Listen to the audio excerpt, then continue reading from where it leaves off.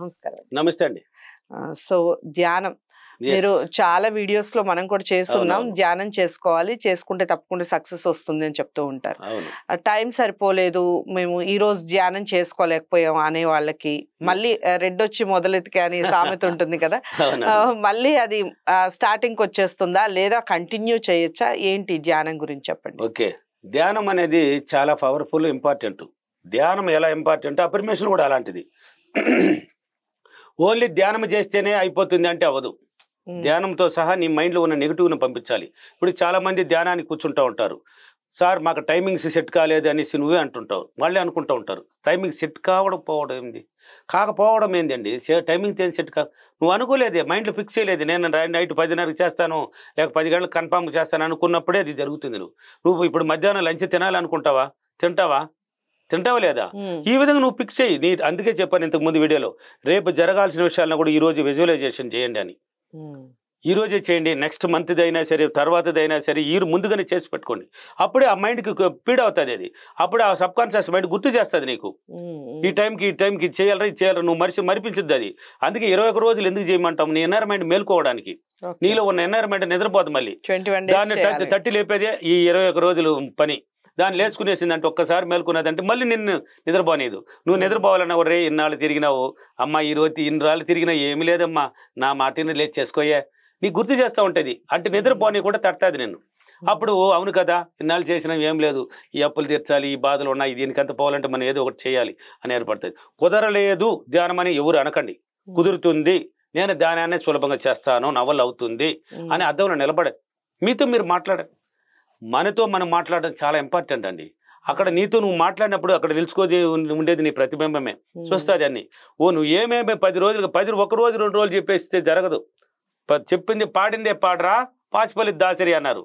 పాడితేనే ఉండాల్సింది నువ్వు, నీతో నువ్వు చెప్పుకుంటూ ఉండాల్సిందే.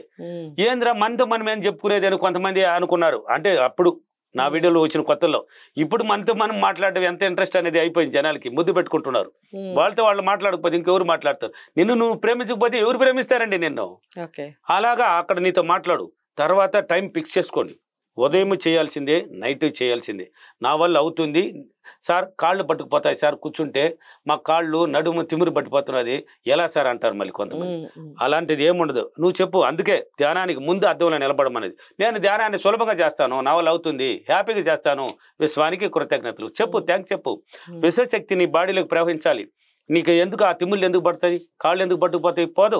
కొత్తలోనే అలా ఉంటుంది. నెగిటివ్లో ఉన్నారు కాబట్టి కొత్తలోనే కొన్నాళ్ళు ఉంటుంది. తినగా తీయకుండా అని ఎన్నో వీడియోలో చెప్పాను. నువ్వు చేసే కొద్దీ దినదినానికి ఇంప్రూవ్ అయిపోతుంది. ప్రతిరోజు ఇంప్రూవ్ అయిపోయి నీకు ఎంత గంటల తరబడి కూర్చోమన్నా కూర్చుంటావు నువ్వు. కాబట్టి ధ్యానం అనేది ఖచ్చితంగా చేయండి. కూర్చోండి. ఉదయం ఒక ఫిక్స్ చేసుకోండి, ఒక 4:30కి చేస్తారా, 4 గంటలకు చేస్తారా, టైం ఫిక్స్ చేసుకోండి. నైట్ సేమ్ 10 గంటలకు చేస్తారా? ఏ టైంలో చేస్తే మంచిది? ఎంత టైం? ఉదయం అయితే ఒక 4:30 కూర్చోండి, చాలా పవర్ఫుల్. 4 చేసేవాళ్ళు కూడా చేయండి. 4 నుంచి ఇంకా 3:30 నుంచి 6 లోపల ఎప్పుడైనా చేసి, అంటే 5:30 లోపల చేసేయండి. ధ్యానం చేసి మళ్ళీ పడుకోవచ్చా? పడుకునే ఛాన్సే లేదు. నువ్వు ట్రైనింగ్ ఇచ్చావు నీ మైండ్కి, అది నిద్రపోనికుంటా బాగా నేర్పించేసి మళ్ళీ పోయి నేను నిద్ర వెళ్తే పోతుంది పోయిందని పోకూడదు. నువ్వు నైట్ మాత్రం నిద్రపోవాలి. ఎంతసేపు చేయాలండి? 21 నిమిషాలు చేస్తే చాలు. లేదు నేను ఇంకా చేస్తానంటే 1/2 అవర్ చాలు. అంతపైన ధ్యానం చేస్తే అది వేరే ధ్యానం. అది మన అన్నింటిని మరిపించేస్తుంది, తీసుకెళ్తుంది నిన్ను వేరే రూట్కి. వద్దు, మనం డబ్బుని సంపాదించి సాధించి అనుభవించడానికి పుట్టాం మనం.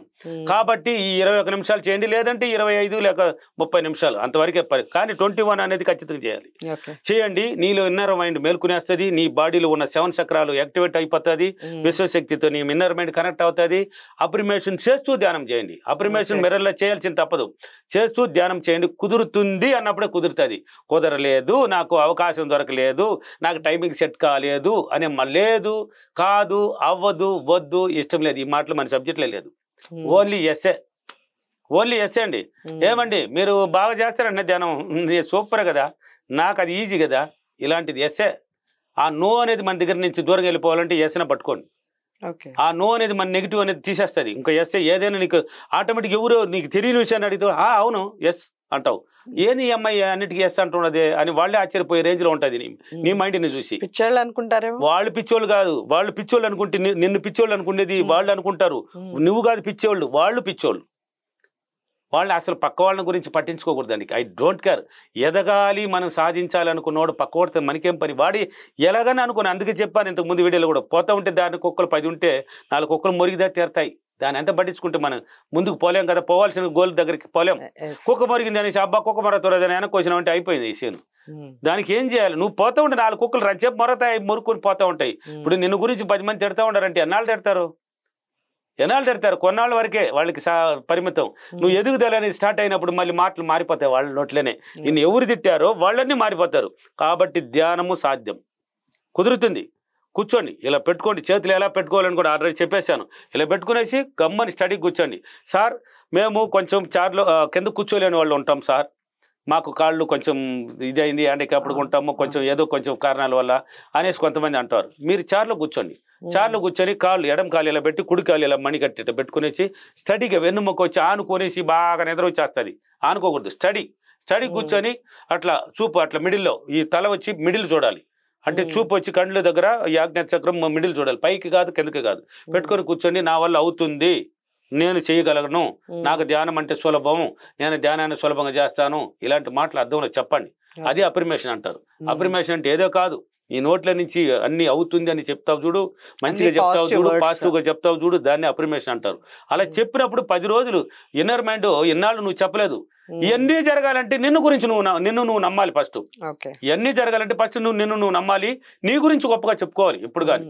అప్పుడే నీ ఇన్నర్ మైండ్ ఇన్నాళ్ళు నువ్వు చెప్పలేదు కదా, ఇప్పుడు చెప్పే కొద్దీ అప్పుడు కొన్నాళ్ళు 10 రోజులు కాకపోయినా 11 రోజుల నుంచి ఓహో ఇటువంటి ఇది కావాలని చెప్తున్నాడు అనేది క్యాచ్ చేస్తుంది, అలాగనే చేయిస్తుంది నీకు.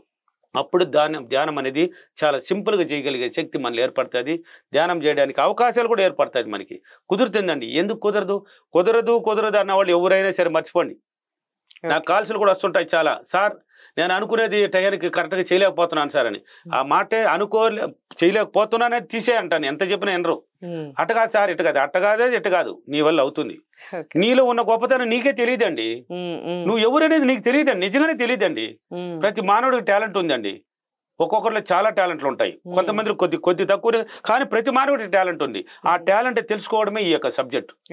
ఆ టాలెంట్ తెలుస్తుందా, ఎదుటి వాళ్ళలో ఉన్న టాలెంట్ ఏంటి అనేది మీకు తెలుస్తుందా? మాకు కొన్ని తెలుసండి, కొన్ని సీక్రెట్లు ఉంటాయి మా దగ్గర. మాకు ధ్యానం అనేది దీంట్లో ఊరిపోయినాం కదా, మా గురువులు ఇచ్చిన విద్య ఇది చాలా ఉన్నాయండి, ఊరికే కాదు, దీనికి లక్షలు ఖర్చు పెట్టాం. మాకని కొన్ని ఉంటాయి, కొన్ని బయట చెప్పలేం, కానీ చెప్పలేని పరిస్థితులు కూడా వాళ్ళకి వేరే అవకాశం రూపంలో దాన్ని కల్పిస్తాం మేము. వాళ్ళు కూడా బాగుండాలి కదా, నన్ను నమ్మి వచ్చేవాళ్ళు, వాళ్ళు ఎప్పుడైతే సక్సెస్ అని చెప్తారు ఆ రోజు నేను హ్యాపీ అవుతాను. వాళ్ళు సార్ నేను ఇలా సాధించాను సార్ అంటే ఆహా అనిపిస్తాను, అబ్బా మన సబ్జెక్టు సూపర్గా పట్టింది వాళ్ళకి, వెరీ గుడ్ అనిపిస్తుంది. కాబట్టి ఏదైనా సాధ్యమే. ఓకేనా, చేసుకోండి. ఈరోజు అఫర్మేషన్, నేను ప్రతిరోజు ధ్యానాన్ని చాలా సులభంగా కరెక్ట్ టయానికి చేసినందుకు విశ్వానికి చాలా చాలా కృతజ్ఞతలు. Thank you your, thank you money.